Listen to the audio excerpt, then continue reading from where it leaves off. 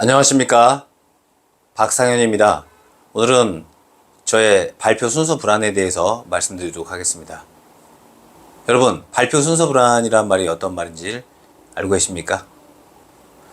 우리가 어떤 집단에서 한 사람씩 돌아가며 차례대로 말을 할 때가 있습니다.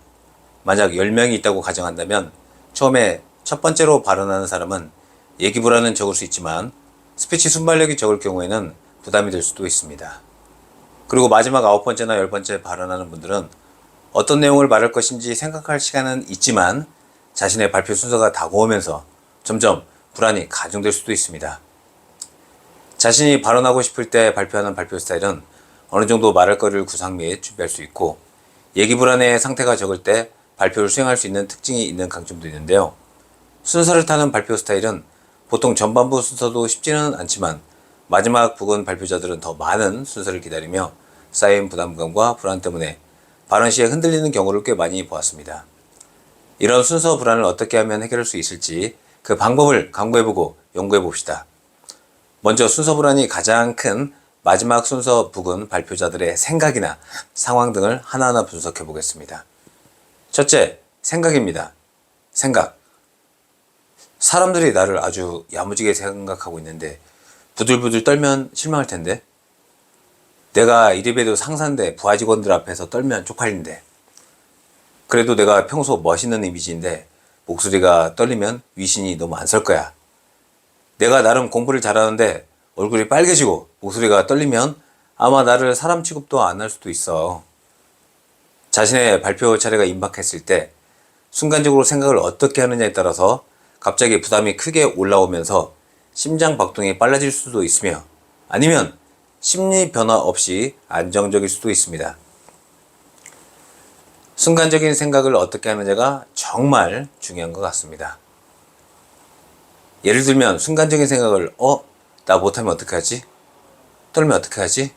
큰일 났다. 이런 식으로 부정적으로 생각하지 마시고요.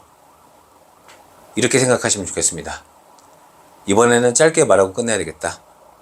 간단하게 두 갈식으로 핵심만 말해야겠다. 입은 조금 더 넓은 직사각형 형태로 크게 벌려야겠다. 호흡을 많이 채우고 말해보자 등등, 이런 식으로 수행에 대한 심플한 긍정적인 정리를 하는 마음을 먹는 것이 중요한 것 같습니다. 발표 순서와 발표 수행에 두 가지 사항이 있다면 발표 순서에 너무 의식하지 말고요. 해야 할 말, 자신이 해야 할 말에 대해서 더욱더 밝은 집중을 하시면서 여유 있는 수행, 발언을 하시면 좋겠습니다. 그리고 자신도 인지하지 못하고 있는 기저의 암시 내용에도 방향을 다시 설정하시면 좋겠습니다. 자신의 발표 수행에 대하여 집중을 하기보다 자신에게 다가오는 순서, 발표 순서를 더 많이 의식하며 인상 쓰며 기다리게 된다면 당연히 얘기 불안의 정도가 커지지 않겠습니까? 아래와 같이 암시하시면 좋겠습니다. 나는 순서 타는 발표도 잘해. 역시 나는 말을 안정적으로 잘해. 나는 최고야. 등등으로 말입니다. 나는 사람들의 이목이 주목되면 말하는 걸 잘못하고 싫어하는 사람이야 라고 생각하지 말고요. 이와 같이 자주 생각하시고 암시하시어 자신의 발표 발언 집중 비율을 확대하시고 자신의 스피치의 정확성과 꼼꼼함도 더욱더 끌어올리실 수 있도록 발전시켜 보시기 바랍니다. 그리고 자칫 중요하게 생각하지 않을 수 있는 발표자의 이것도 매우 중요합니다. 무엇일까요? 바로 표정입니다. 나 못하면 어떻게 하지? 떨면 어떻게 하지? 이런 생각을 하다 보니 표정이 다소 어두워지는 경우도 많은데요. 일부러라도 표정을 밝게 미소 지으면 좋겠습니다. 가능하면 뒤셋 미소를 지을 수 있도록 해보십시오.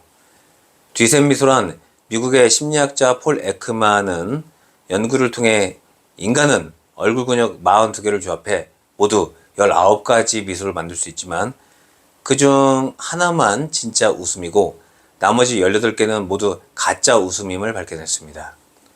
인간이 미소를 지을 때는 광대뼈와 입술 가장자리를 연결하는 협골근과 입술 가장자리의 구륜근을 주로 사용하지만 진짜 웃음은 다른 근육과 함께 눈 가장자리 근육인 알륜근을 사용하게 된다고 합니다. 알륜근을 사용해 입꼬리가 올라가고 눈 밑에 주름이 만들어지며 이런 모습이 좌우 대칭으로 나타나는 미소가 진짜 기쁨과 행복에 귀여운 미소라고 합니다. 폴 에크만은 이러한 미소 근육을 처음 밝혀낸 19세기 프랑스의 신경심리학자 기욤 듀센의 이름을 따 진짜 미소를 듀센 미소라 이름 지었고요. 반면 가짜 미소의 대명사로는 팬암 미소가 있었습니다. 이는 흔히 패남 항공이라 불리던 미국의 팬 아메리칸 항공 승무원들이 전형적으로 보여주던 인위적 미소에서 유래한 것입니다. 참고로 듀센 미소와 패남 미소의 출처 내용은 시사상식사전, PMG 지식엔진연구소, 방문각에서 출처를 하였습니다. 참고하시고요. 자, 그럼 순서 불안을 줄이고 안정적으로 스피치를 할 수 있는 방법에 대해서 다시 한번 정리를 해드리도록 하겠습니다. 첫째, 순간적인 생각과 암시를 자신에게 유리하게 합니다. 나는 잘할 수 있다. 찬찬히 짧게 말하자. 떠는 티 거의 안 나니까 미소 지으며 말하자. 둘째, 스피치 길을 아주 짧게 말합니다. 예를 들면 다음과 같습니다. 오늘 좋았습니다. 감사합니다. 오늘 열심히 하겠습니다. 이상입니다. 저런 말이죠. 과거 유명 배우 소모 배우도 수상 소감 때 단 5글자인 감사합니다라고 짧게 말했던 적도 있었는데요. 그 누구도 뭐라고 하지 않고 아주 멋있었던 모습으로 기억하고 있습니다. 셋째입니다. 최대한 천천히 말을 하는 것입니다. 초반에 발음에 오류가 하나라도 생기게 되면 더욱더 당황할 수 있으니 어절이나 단어 단위로 발음하지 말고요. 하나의 음절, 한 글자씩 발음을 하면 좋겠습니다. 넷째, 마음을 속이는 것입니다. 정말 간단하게 핵심만 말하자고 마음먹고 정말 간단히 천천히 말합니다. 그런데 어느덧 생각이 바뀌게 됩니다. 아까 전에는 심적 부담이 컸었는데요. 이번에는 한번 해볼 만한 심리로 바뀌었습니다. 그래서 조금 더 말을 하는 것입니다. 다섯째, 질문을 연달아 3개 정도 하는 것입니다. 전체 질문, 개별 질문, 어떻게 질문입니다. 예를 들면 다음과 같습니다. 여러분, 오늘 즐거우셨나요? 존경하는 누구님, 오늘 즐거우셨나요? 다음에도 오늘과 같이 즐거운 시간으로 함께 하시려면 어떻게 할까요? 처럼 말이죠. 그럼 어느덧 긴장이 많이 풀게 될 것입니다. 여섯째, 발언을 시작하기 전에 숨을 아주 많이 들이마십니다. 여러분, 중요할 때 총알을 쏘야 하듯이 스피치 스타트하기 직전에 숨을 깊게 많이 들이마시면 매우 좋습니다. 일곱째, 자신의 스피치 실력을 더욱더 키우는 것입니다. 스피치를 아주 멋지게, 유창하게, 조리 있게, 맛있게 말을 할 수 있는 평균적 스피치 실력을 높이는 것입니다.